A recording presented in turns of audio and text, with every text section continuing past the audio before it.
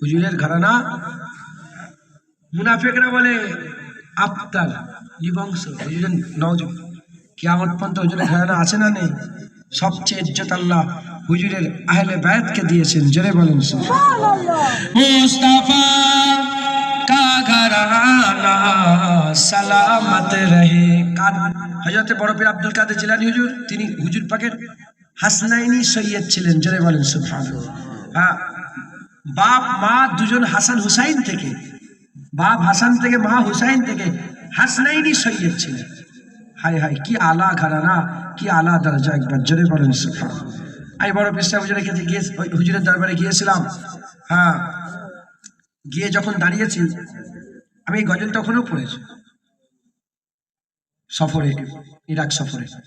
তো শুধু পড়েছি তা নয়, আমার ওখানকার টাকায় প্রায় 40-50 হাজার টাকা আমার আল্লাহ দিয়েছে, নজরানা দিয়েছে আলহামদুলিল্লাহ।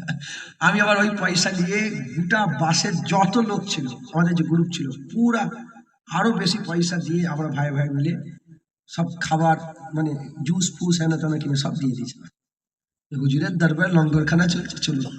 আমি প্রথম বড় পীর সাহেবের দরবার নেমে পাটা দিয়েছি, হাতে স্যান্ডউইচ, স্যান্ডউইচ বোঝেন, আর চিকেন স্যান্ডউইচ থেকে এই বড় স্যান্ডউইচ। আমি তো আমি বলবো তো হুজুরের দরবারে এলাম, হুজুর মেহমানদারি করলো। তো হুজুর রওজা মোবারকের সামনে দাঁড়িয়ে আছে, দরজার সামনে, দরজা বন্ধ, কিছু কোনো ভিআইপি লোক এসেছিল জানেন তো, ভিতরে ঢুকে দরজা বন্ধ হয়ে গেছে।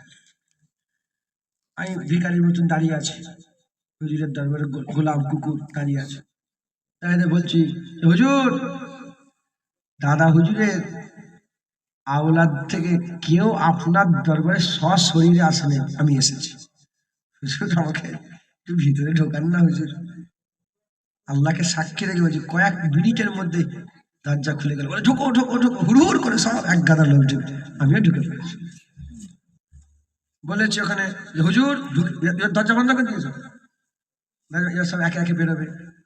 আমি বলে, হুজুর কত লোক ঢুকেছে? আমি বলে, হুজুর আমি কিন্তু সব ব্যাচ শেষে বেরোবো, আমাকে আমি সব ব্যাচ শেষে বেরোবো, আল্লাহর কসম সব বেরিয়ে গে, আমি সব ব্যাচ শেষে বেরোচ্ছি।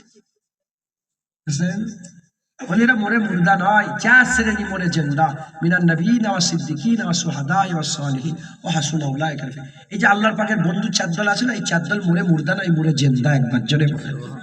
এরা বলে হুজুরকে মরা, আর ওর জ্ঞান নেই যে হুজুরের জন্য কেউ মরে গেলে, আরে কথা বলতে দেন, কত হুড়োড়ি করছিল,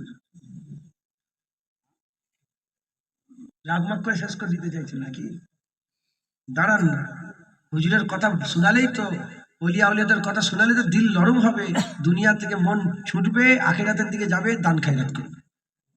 কথা ঠিক না বলি? হিকমতের ব্যাপার আছে। তো যাই হোক, হুজুর পাকের জন্য মরলে শহীদ, কথা ঠিক না ভুল বলে? হুজুরের জন্য মরলে শহীদ।